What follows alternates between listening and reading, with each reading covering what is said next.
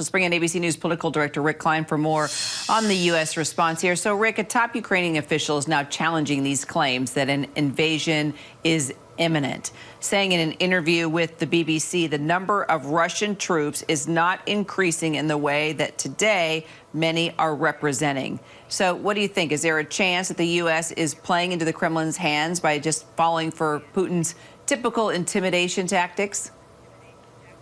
Well, Kira, if the objective that Putin has here is to get noticed, that certainly worked. Did he expect the veracity of the American response? How much intelligence the American side has been putting out there about the troop buildup, and even these moves to tell embassy personnel, embassy families to leave the country in the near future? All of it adds up to quite a response, and maybe it is that Putin got what he wanted. I think the American side of that would be if there is no invasion, then mission accomplished there, and that's definitely a win. I think the thing to remember on the Ukrainian side it is their country, and the idea that the Russians are about to take over, invade the nation and take over the streets, that would set off a lot of panic. And I think they need to quell things a little bit differently. It's different for Joe Biden to tell the American people that this is imminent. It doesn't affect our lives on a day-to-day basis. But if you're sitting today and going about your life in Ukraine, the idea that the Russians are going to take things over is a pretty big deal. So I think that there's a playing to a domestic audience here that's quite a bit different. But there's no doubt you're right. Putin has succeeded in getting the world's attention at the moment. So put this in perspective. For weeks now, you and I have been talking about the potential of crippling sanctions if Russia goes through with an invasion. So how significant an escalation is this heightened alert troop posture?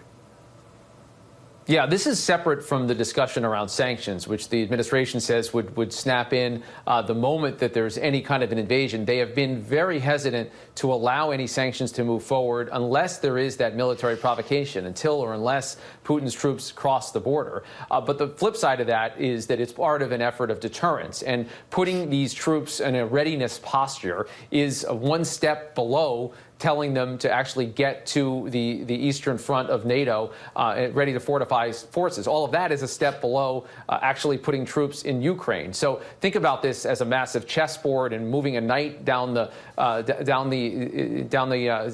board. You don't actually know what you're going to do with this yet, but clearly it's sending a message to the other player, to the other team here in this very high stakes standoff that we're talking about. And all of it is the intention of all of it is to add up to the signal to Vladimir Putin that the consequences will be vast and severe should he act. So when you talk about mass and severe, let's talk about American troops and just how realistic is it that we would see American troops on the front lines?